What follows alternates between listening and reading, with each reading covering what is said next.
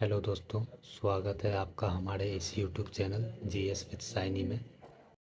तो जैसा कि आप लोगों को पता है, हमने प्रीएम्बल टॉपिक को स्टार्ट किया है और प्रीएम्बल टॉपिक के कीवर्ड को एक्सप्लेन करना शुरू किया है। नाम से ही क्लियर है, पॉलिटिकल कीवर्ड एक्सप्लेन सीरीज। तो अभी जो है सो प्रीएम्बल का कीवर्ड चल रहा है, उसके बाद पूरा प्रीएम्बल पे एक डेडिकेटेड। प्रीएम्बल का फर्स्ट टॉपिक सॉवरेन अर्थात प्रभुत्व संपन्न को हमने पिछले लेक्चर में कंप्लीट कर रखा है।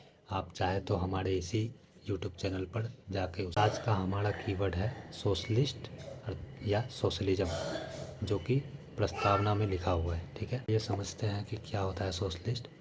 सबसे पहले देखते हैं कि इसका जन्म कहाँ से हुआ।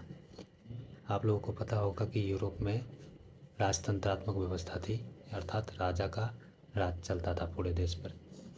तो जब यूरोप में क्रांति होने लगी तो नया व्यवस्था स्थापित करना था, तो बहुत सारे यूरोपीय विचारकों ने सुझाव दिया कि किस तरह से जो है व्यवस्था बनाई जा सके, सरकार का गठन किस तरह से हो सकता है। तो उसी में जो दो विचार सबसे महत्वपूर्ण हुए जिनको कंट्री ने अपनाया, उनमें से एक विचार था सोशलिस्ट, एक विचार था कैपिटलिस्ट, अर्थात समाजवाद का विचार और पूंजीवाद का विचार। तो सोशलिस्ट विचार देने वालों में सबसे प्रमुख व्यक्ति का नाम है कार्ल मार्क्स, जिनको आप लोगों ने सुना होगा। और कैपिटलिस्ट विचार यानी पूंजीवादी विचार को देने वाले लोग कौन है? एडम स्मिथ या रिकार्डो। तो समझते हैं इन दोनों में डिफरेंस। आइए देखते हैं सोशलिस्ट यानी समाजवादी और कैपिटलिस्ट यानी पूंजीवादी में क्या अंतर है।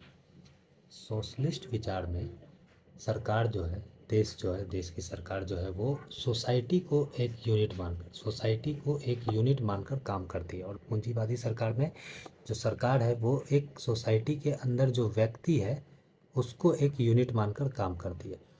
मतलब क्या हुआ कि जो सोशलिस्ट सरकार है वो सोसाइटी में इक्वालिटी, जस्टिस और वेलफेयर लाने का काम करती है। लेकिन जो कैपिटलिस्ट सरकार है वो क्या करती है? वो चाहती है कि एक एक इंडिविजुअल को, जो बढ़ रहे हैं, उनको और सुविधा दिया जाए, उनको फ्री मार्केट दिया जाए, उनको टैक्स में छूट दिया जाए, लॉ एंड ऑर्डर बना के रखा जाए ताकि उनको बिजनेस करने में दिक्कत ना हो।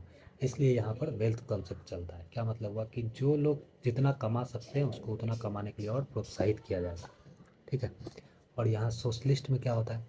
समाज का न्याय करेंगे, समाज में वेलफेयर करेंगे, समाज में जो वर्ग हैं उनको जस्टिस देंगे, उनका कल्याण करेंगे। आर्टिकल 38 डीपीएसपी कहता भी है कि समाज के जो जो भी वर्ग हैं, वंचित वर्ग, उनके लिए सरकार जो है कल्याणकारी राज्य की भूमिका निभाएगी।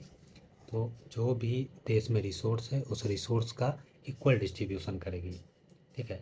तो जब इक्वल डिस्ट्रीब्यूशन करेंगे तो यहाँ पर एक तो कॉन्सेप्ट चलता है पॉजिटिव डिस्क्रिमिनेशन। अर्थात क्या हुआ, इक्वल डिस्ट्रीब्यूशन का जब हम रिसोर्स का इक्वल डिस्ट्रीब्यूशन कर रहे हैं तो रिसोर्स जिसके पास ज़्यादा है उससे लेकर हम कम को दे रहे हैं, यानी हम वेलफेयर का काम कर रहे हैं।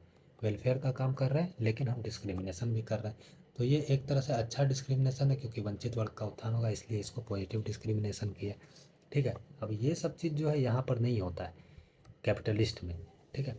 तो एक और कॉन्सेप्ट चलता है जो पॉजिटिव डिस्क्रिमिनेशन के साथ ही लिंक है, वो है इक्विटी कॉन्सेप्ट। इक्विटी कॉन्सेप्ट कहता है कि जिसको जितना ज़रूरत है उसको उतने के हिसाब से देना चाहिए। जैसे कि दो व्यक्ति हैं, मान लेते हैं दो व्यक्ति है, एक है थोड़ा सा हट्टा कट्टा और एक है थोड़ा सा कमज़ोर। एक है हट्टा कट्टा, एक है कमज़ोर। ठीक है। तो ये हो गया आपका हट्टा कट्टा, ये हो गया कमज़ोर।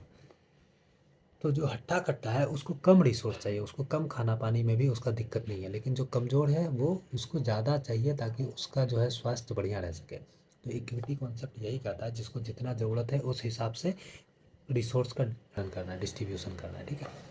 तो जब हम ये वाला कॉन्सेप्ट फॉलो करते हैं तो ये कॉन्सेप्ट एक एज ए प्रोसेस काम करता है, जिससे क्या होता है समाज में क्या होता है, इक्वलिटी होती है। धीरे धीरे समाज में क्या होता है, आउटकम के रूप में इक्वलिटी देखने को मिलेगा। तो हमारा सोशलिस्ट विचार यही सब है, इक्वलिटी लाना है, जस्टिस करना है, लेकिन किसका करना है? समाज का करना है। और यहाँ पर क्या करना है? और हाँ, दोनों सरकार का एक कॉमन गोल क्या है कि समाज में लॉ एंड ऑर्डर को बना के रखना है। लॉ एंड ऑर्डर को बना के रखना है। ये कोई भी सरकार है, इसमें ये लॉ एंड ऑर्डर वाला जो कंपोनेंट है ये कॉमन होता है। ठीक है।